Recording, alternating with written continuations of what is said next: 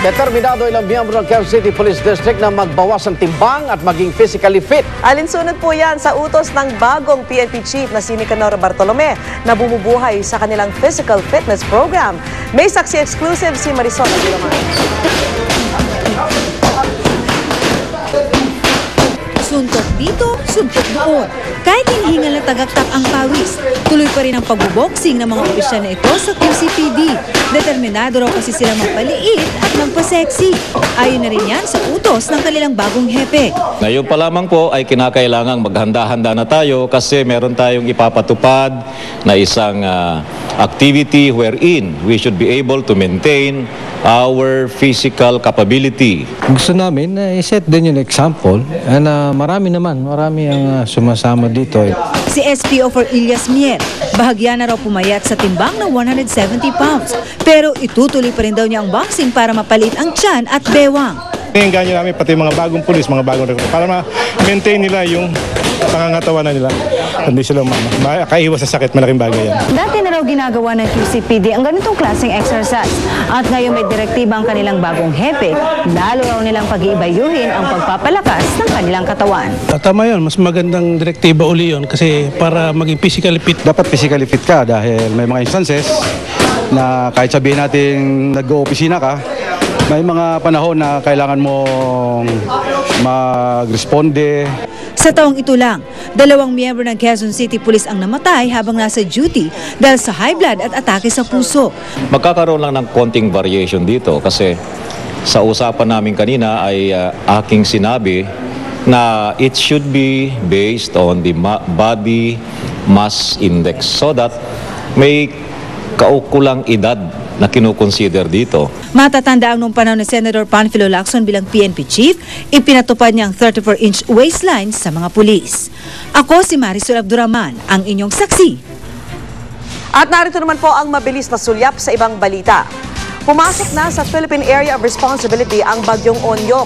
Ayon sa Pag-asa, huling namataan ang bagyo 1,100 at 70 kilometro silangan-hilagang silangan ng Basco, Batanes. May taglay itong lakas ng hangin na umaabot sa 55 kilometro kada oras. Masyado pa raw malayo si Onyok para magkaroon ng epekto sa bansa. Samantala, isinailalim na sa pangasiwa ng Philippine Deposit Insurance Corporation o PDIC ang LBC Development Bank.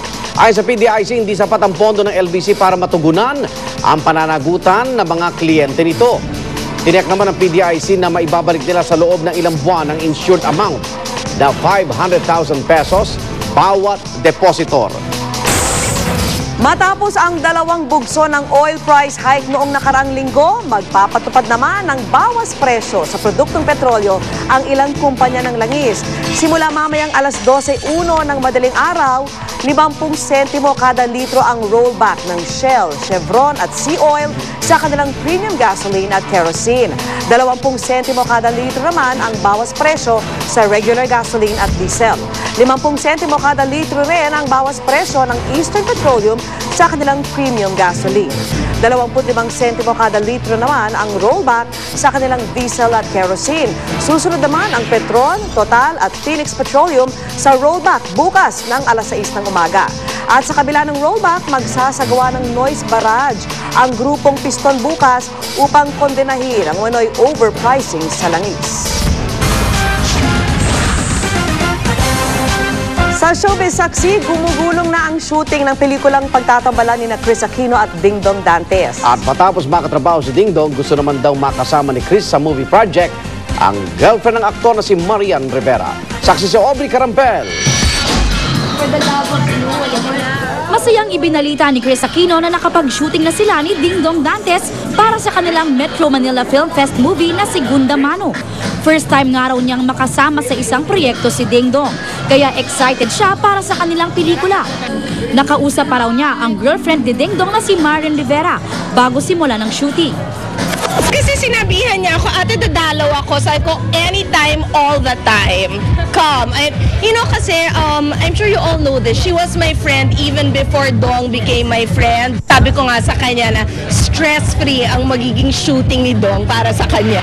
Kung nakasama na raw niya si Dingdong, next year, si Maria naman daw ang gusto niyang makatrabaho. May utang ako sa inyo, sa GMA Films. So sa 2012, meron akong gagawin with you. And I really sent word to Miss Annette na sana si Marian ang makatrabaho ko.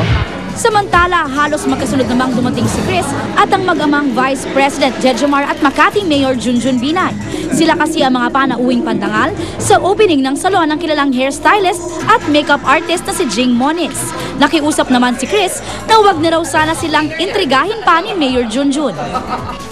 Nire-respeto ko siya sa ayoko siyang haluan ng ka-showbizan. Ilan sa mga kapusong umaten sa opening ng salon ay sina Lovie Poe, Kylie Padilla, Fabio Ide, Micael Daes, pati na ang sikat na stylist na si Liz Wood. Ako si Aubrey Carampel, ang inyong saksi. Saksihan sa aming pagbabalik sa showbiz, saksi mga kaanak at kaibigan ni Shamsi Supsup. Umaasa magtatagumpay ang pambato ng Pilipinas sa Miss Universe 2011. At tinaguri ang Miss Universe Fanatic 4 na sumikat sa YouTube noong nakarang taon, eksena naman daw bukas. Balitang hatid ng isang liga ng katotohanan. Sama-sama nating pagiging saksi.